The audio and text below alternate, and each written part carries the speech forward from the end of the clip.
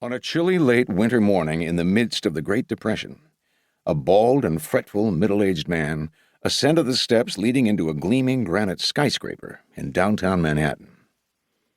Once a prominent banker and lawyer, John L. Loach had, like so many other New Yorkers, fallen on hard times. When money grew scarce, so did his scruples. He had gotten mixed up in a racket of sorts, and he needed to make a payment, a big-time payment, to ensure his protection. This was the heyday of the racket. The word had not entered common usage until a few years earlier. Yet now, in March 1936, racketeers held a firm grip on virtually every business, legitimate and illegitimate alike, in New York City. There was a numbers racket, a pinball racket, a horse racing racket, an abortion racket, and a dirty movie racket, to name a few of its seedier incarnations. But there was also a milk racket, a bakery racket, a real estate racket, a restaurant racket, an artichoke racket, a diamond racket, a parking garage racket, a laundry racket, and a kosher chicken racket.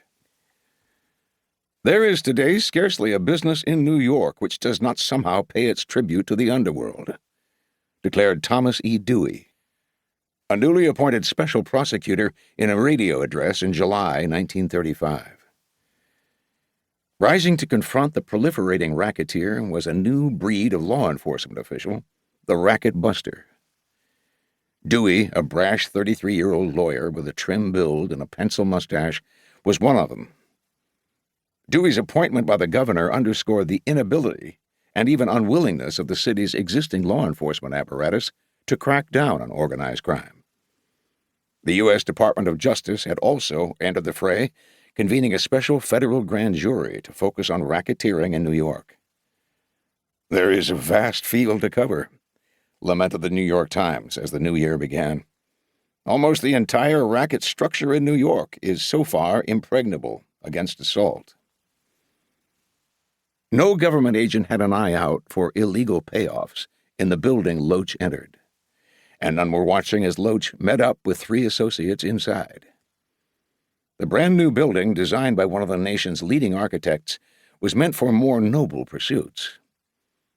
Built in what was formerly known as the 5 Points District, a den of gang violence, moral pestilence, and Tammany Hall corruption, it climbed 31 stories high, as if striving to escape that ignominious past, into an uncontested slice of the Manhattan skyline, culminating in a triangular crown of terracotta covered in gold leaf.